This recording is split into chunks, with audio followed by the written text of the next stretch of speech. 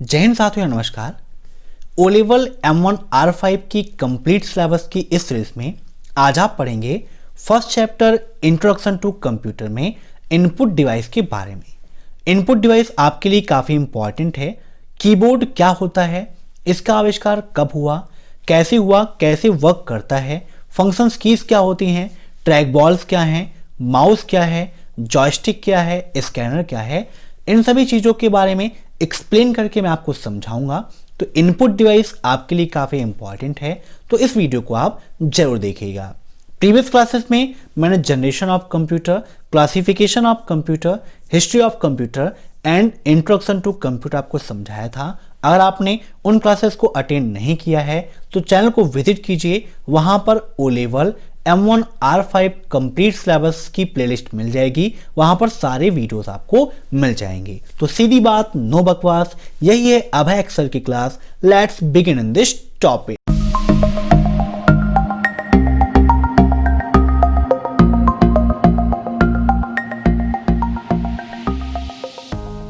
दोस्तों, सबसे पहले हम बात करते हैं इनपुट की।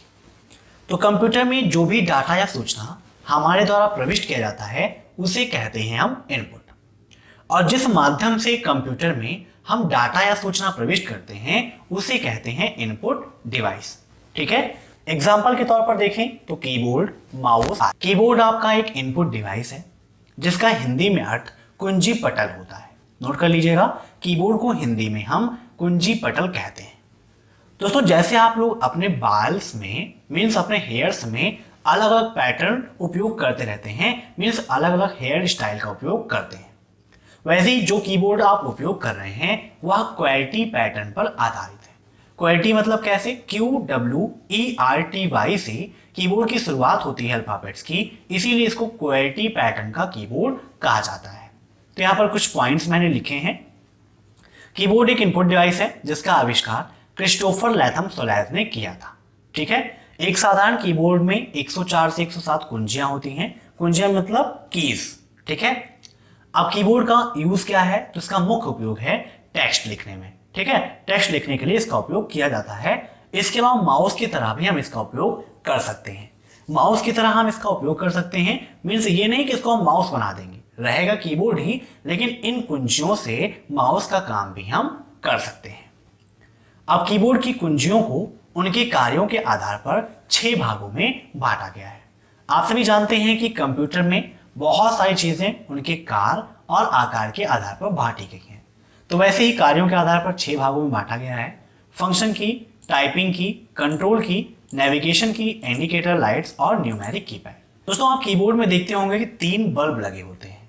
जब आप कैप्स लॉक ऑन करते हैं तो यहाँ पर सेकेंड बल्ब आपका चलता है। यही आपकी इंडिकेटर लाइट्स हैं जो ऊपर आपको दिख रही होंगी।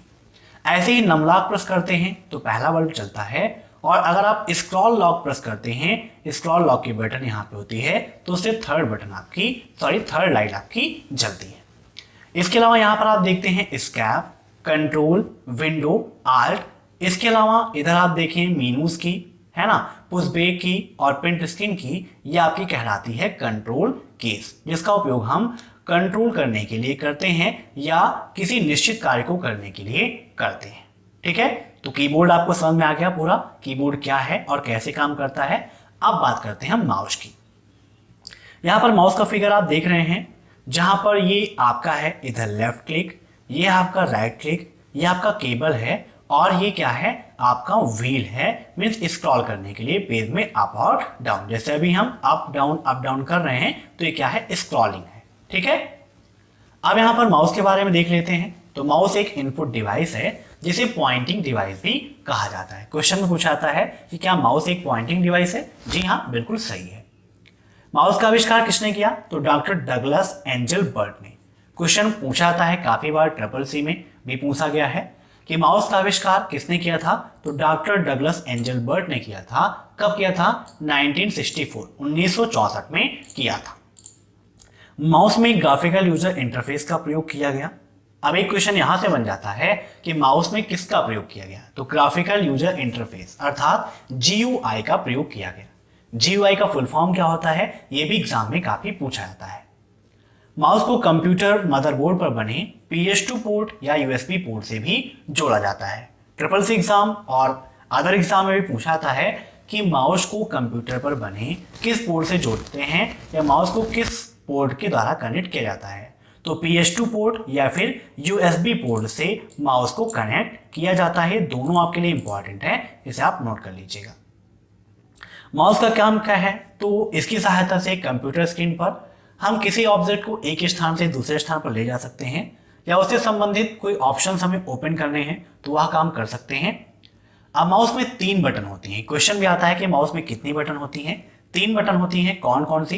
लेफ्ट, राइट और सेंटर बटन। लेफ्ट बटन क्या है? यह माउस के बाईं ओर होती है, नाम से ही पता चलता है। और इसका काम क्या है, तो क्लिक करने के, डबल क्लिक करने का या पॉइंट करने का काम होता है। लेफ्ट बटन को हम प्राइमरी बटन भी कहते हैं। एग्जाम में क्वेश्चन भी आता है कि माउस की प्राइमरी बटन कौन सी है, तो माउस की प्राइमरी बटन कौन सी है? लेफ्ट बटन होती है। ऐसे ही बात आती है राइट बटन की, तो यह माउस के दाईं ओर होती है, जैसा कि नाम से प्रतीत होता है। यह कुछ विशेष कार्यों के लिए प्रयोग की जाती है, जैसे मेनू बॉक्स खोलने के लिए या प्रॉपर्टीज देखने के लिए। मीन्स कोई फोल्डर है या कोई फाइल है, उससे संबंधित हमें ऑप्शंस ओपन करने हैं, तो उसके लिए राइट बटन का उपयोग किया जाता है और यह माउस की सेकेंडरी बटन कहलाती है। ठीक है, क्वेश्चन में पूछा जाता है। एक क्वेश्चन ये आता है कि क्या माउस की सेकेंडरी बटन को प्राइमरी बटन बना सकते हैं या प्राइमरी बटन को सेकेंडरी बटन बना सकते हैं? तो जी हाँ, बिल्कुल, दोनों को आपस में चेंज कर सकते हैं। अब इसके बाद बात आती है सेंटर बटन की, तो इसका प्रयोग डॉक्यूमेंट को ऊपर नीचे करने के लिए किया जाता है। इसे स्क्रॉल बटन भी कहते हैं। ठीक है, तो सेंटर बटन क्या कहते हैं हम? स्क्रॉल बटन भी कहते हैं। नोट कर लीजिएगा, काफी इंपॉर्टेंट है। दोस्तों अब बात आती है ट्रैक बॉल की। ट्रैक बॉल भी आपका माउस की तरह ही होता है, लेकिन इसमें जो बॉल होती है वो नीचे ना होकर ऊपर होती है, जैसा कि यहाँ पर आप फिगर में देख रहे हैं। यह भी एक पॉइंटिंग डिवाइस है और माउस की तरह ही कार्य करता है। आइए ट्रैक बॉल के बारे में जान लेते हैं। इसमें रबर बॉल नीचे ना होकर ऊपर होती है। इसमें माउस को अपने स्थान से हटाए बिना रबर बॉल को घुमाकर माउस पॉइंटर के स्थान में परिवर्तित किया जाता है। मीन्स कोई भी वर्क करना है तो हमें माउस को अपने स्थान से इधर उधर नहीं करना पड़ता है। इस रबर बॉल के द्वारा ही हम सारा वर्क कर लेते हैं। ट्रैक बॉल का उपयोग कहाँ होता है?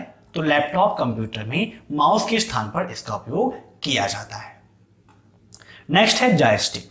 तो यहाँ पर जॉयस्टिक का फिगर आप देख रहे हैं। जैसे आप देखते हैं कार्स में गियर होते हैं, वैसे ही जॉयस्टिक भी आपका बना होता है, जिसका उपयोग हम अधिकतर कंप्यूटर में गेम खेलने के लिए करते हैं। और यह भी क्या है? आपकी एक पॉइंटिंग डिवाइस है। तो यहाँ पर देख लेते हैं, तो जॉयस्टिक भी आपकी एक पॉइंटिंग डिवाइस है जो ट्रैक बॉल की तरह ही कार्य करती है। इसमें बॉल के साथ एक छड़ी लगा दी जाती है ताकि बॉल को आसानी से घुमाया जा सके। ठीक है, यहाँ पर एक छड़ी लगी है जिससे आसानी से हम घुमा सकते हैं और नीचे आपकी बॉल है। इसका उपयोग वीडियो गेम, सिमुलेटर प्रशिक्षण, रोबोट नियंत्रण आदि में किया जाता है। आपके एग्जाम में क्वेश्चन भी आता है कि जॉयस्टिक का क्या उपयोग है, तो वीडियो गेम, सिमुलेटर प्रशिक्षण, रोबोट नियंत्रण आदि कार्यों में किया जाता है। अब इसके बाद बात आती है दोस्तों यहाँ पर प्रकाशीय पेन, लाइट पेन। जैसे आप नॉर्मली पेन यूज करते हैं वैसे ही आपकी लाइट पेन भी होती है, जो आपका एक पॉइंटिंग डिवाइस है। इसका प्रयोग इनपुट डिवाइस की तरह किया जाता है। इसका क्या यूज है, तो कंप्यूटर स्क्रीन पर लिखने, चित्र बनाने या बारकोड को पढ़ने के लिए लाइट पेन का उपयोग किया जाता है। इसके बाद दोस्तों बात आती है स्कैनर की। आपने देखा होगा जिसके द्वारा हम स्कैन करते हैं। यहाँ पर आपके सामने फिगर है, तो ये क्या है? आपका स्कैनर है। पहले स्कैनर और प्रिंटर अलग अलग आते थे, अभी भी आते हैं, लेकिन अब अधिकतर प्रिंटर और स्कैनर कॉम्बो होते हैं। मीन्स 2 in 1 दोनों होते हैं। ठीक है, और वो काफी यूजफुल भी होते हैं।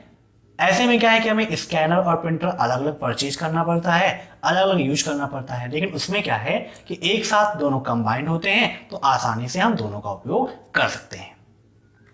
अब स्कैनर भी आपका एक इनपुट डिवाइस है जिसका प्रयोग टेक्स्ट, फोटो या रेखा चित्र को डिजिटल फोटो में परिवर्तित करने के लिए किया जाता है। मीन्स कोई भी टेक्स्ट है, कोई भी फोटो है, उसको डिजिटल फोटो में कन्वर्ट करने के लिए हम स्कैनर का उपयोग करते हैं। स्कैनर 2 प्रकार के होते हैं। कौन कौन से? फ्लैट बेड स्कैनर और हैंड हेल्ड स्कैनर। क्वेश्चन में एग्जाम में आता है स्कैनर कितने प्रकार के होते हैं, तो फ्लैट बेड स्कैनर और हैंड हेल्ड स्कैनर। अब इसके बाद देखते हैं हम बारकोड रीडर के बारे में। दोस्तों बारकोड का उपयोग लगभग अब हर जगह होता है। कोई भी प्रोडक्ट आप देखें, छोटे से लेकर बड़ा तक, सभी जगह बारकोड का उपयोग होता है। बारकोड आपके लिए काफी इंपॉर्टेंट है, आप इसे समझ लीजिए। आप देखते होंगे किसी भी प्रोडक्ट्स में चौड़ी चौड़ी काली रंग की पट्टियां होती हैं, कुछ पट्टियां ज्यादा चौड़ी, कुछ पतली, है ना, चौड़ी पतली ऐसी ही पट्टियां होती हैं, विभिन्न चौड़ाई की होती हैं, और उन चौड़ाई के मध्य में ही जो डाटा और सूचना प्रविष्ट किया जाता है। और इन डाटा और सूचनाओं को पढ़ने के लिए एक यंत्र की आवश्यकता होती है जिसे हम बारकोड रीडर कहते हैं। अब यहां पर देख लेते हैं जो मैंने रिटर्न किया है। तो बारकोड का आविष्कार 1940 में जोसेफ वुडलैंड और बर्नार्ड सिल्वर ने किया था। यहां से दो क्वेश्चंस आपके बनते हैं, बारकोड का आविष्कार कब हुआ? तो 1940 में बारकोड का आविष्कार हुआ, और किसने किया? जोसेफ वुडलैंड और बर्नार्ड सिल्वर ने। जबकि इसका प्रसार प्रसार किसने किया था? एलन हैबरमैन ने। ठीक है, एक क्वेश्चन यहां से बन सकता है कि बारकोड रीडर का प्रचार प्रसार किसने किया? तो एलन हैबरमैन ने किया। भारत में सन 1998 में नेशनल इंफॉर्मेशन इंडस्ट्रियल वर्कफोर्स ने सभी उत्पादों पर बारकोड का प्रयोग अनिवार्य कर दिया। तो भारत में कब से लागू हुआ?